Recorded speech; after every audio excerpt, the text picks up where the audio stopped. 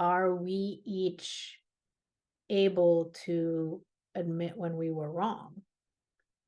Because I mean, that diffuses a situation, right, in a whole nother way. But that also requires a certain sense of humility, emotional intelligence, personal maturity, in a way that, saying that you're wrong can sometimes, like, that is, you have to be in a safe place where you can be vulnerable enough to say that, right? Like, I was wrong. I wasn't right about that. I'm not always right.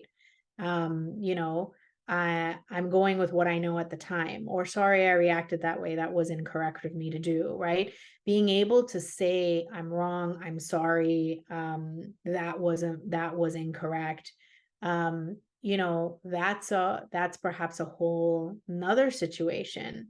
So often, though, I find in the midst of a really intense situation or conflict, allowing yourself to say, I'm sorry, right? Or I wasn't right, or perhaps I could have handled that differently, can go such a long way to creating a space for the other person to perhaps say or offer something similar.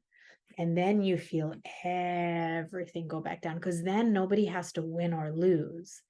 Then it's just people coming together and saying, you know what, like, let's not do it that way anymore, right? Like, we're different. We don't have to agree. It doesn't have to be the same, but it also doesn't have to feel so awful. Um, Either, right? Or so hurtful either. And I think it is this, like, winner takes all, right? Or you, like, either you win or you lose. That kind of a mentality, I think, sets things up to be much more harder to diffuse. Whereas if there's the sense of, listen, I was